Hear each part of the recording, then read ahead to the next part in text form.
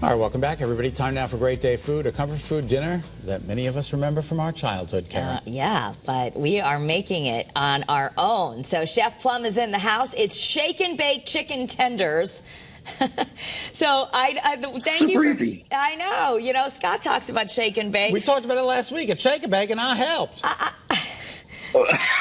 always think I can't get it crispy like they do it in the restaurants. Yeah. How are you? So I am fantastic, friends. I'm excited to be here with you as always. So this is a fun recipe that I've got lined up for you today. Now, I know we did a fried chicken version last week, but it got my brain thinking. And on my show Seasoned on WNPR, we did a whole take on a shake and bake chicken, which is pretty incredible. So I want to show you guys how we came up with doing this recipe. It's a really, really great. It's actually based on an old Georgia O'Keeffe recipe, the artist, the famous artist. Yeah, of course. Oh, she cooks shake and bake. Name? Who knew? Yeah. Yeah. She loved to cook food. She loved food. She loved health food, which is really cool. So this recipe could be based off of what might have been the original shake and bake recipe from back in the day. Let me show you what we're going to do here. So I've got some chicken I've chopped up here. I've used chicken breasts. You can also use actual chicken tenders if you want, but I had chicken breasts, so that works fine. I've got those cut up into pieces. And what I'm going to, and listen, you can bake these, but we're not going to. But I'm going to show you how if you want to. And here's the magic, ready? Check this out. We're going to use a paper bag. Seriously, this keeps everything so nice and neat here in the house. So I'm going to add a little bit of flour to it. Just scoop in some flour. I'm adding 1/3 of a cup here.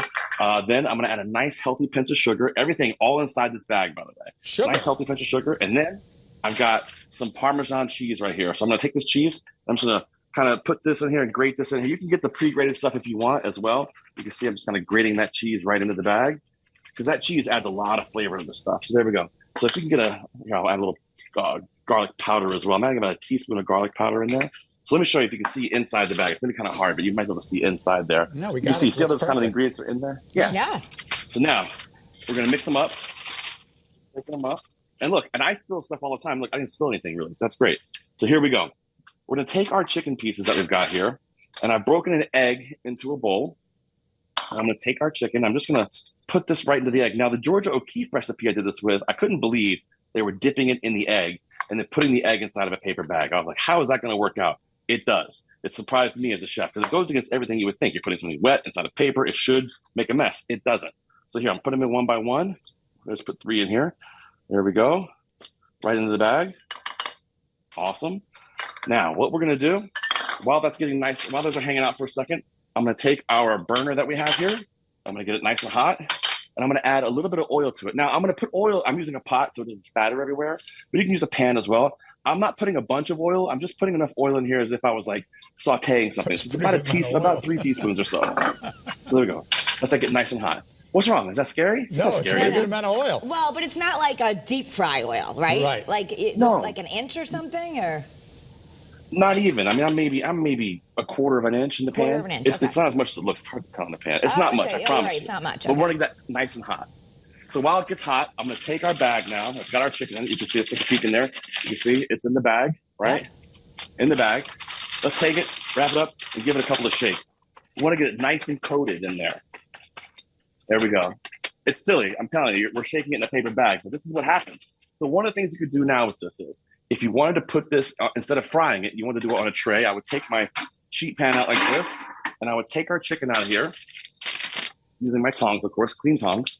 Nope, chicken tongs. Chicken tongs and clean tongs. Remember that. That's technical terms. Take my chicken out, and I would place it on my pan here. And then what I might end up doing is I might take a little bit of my Pam spray and just give it a squirt. So there's a little tiny bit of oil in there so it crisps up easier in the oven. The oven would be about 400 degrees. Instead, though, we've got a nice hot pan here. And what I want to do is make these nice and crispy. So I'm going to put this in my pan. There we go.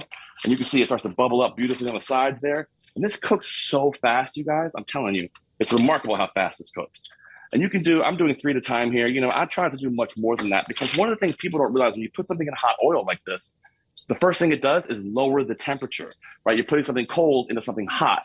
So you're lowering that temperature. So try to keep it, you know, don't put 2 or 3 or overcrowd it because that will lower that temperature and make it take even longer. So I'm starting with 3 here. And you can see immediately how much it starts to crisp up. Look at that. Can you tell? Look at that. The little crispies on the side there? Sure. Yeah. Right? Happens so fast here. So we're going to put this in here. And these will take about 2 or 3 minutes in the pan. I flip them once or twice, depending. Just kind of watch it. You can flip it again, flip it again. You want to get nice and golden brown on all the sides. Let me show you what this looks like when it's done. I'll put this beside back here. I'm going to let that continue to cook. give it a quick little wipe down here of our board, and I'll show you what this looks like. This is great. And so easy to do. And take this and cook it and throw it with some oven French fries or cut up some beautiful asparagus, throw in the oven as well. Check this out. Look what these look like when they come out. Look how brown those get, right? Wow, they How look easy real. was that? That's beautiful. Looks incredible. I take them. Yeah, and I'll take these and I'll just give a little slice of lemon here to make it look pretty. Because yes, you can make even chicken fingers look pretty. We'll put that here. And you want to serve this with a little bit of a honey mustard or your favorite sauce, whatever your kids like, go for it. And you can even do ketchup. I wouldn't be mad at you. Oh, but look at that. Come on.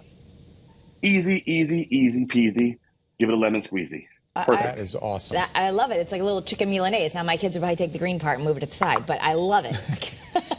Exactly. Or serve it with a salad. Yeah, they would eat the green. Serve it on top of the salad. It's fantastic. Toss them in buffalo wing sauce. If you've got people coming over to watch hockey or something, it's great. And all the mess, it's all still inside this bag. Look at this. Here you go. Look at it. Or whichever bag you want to look in, whichever camera.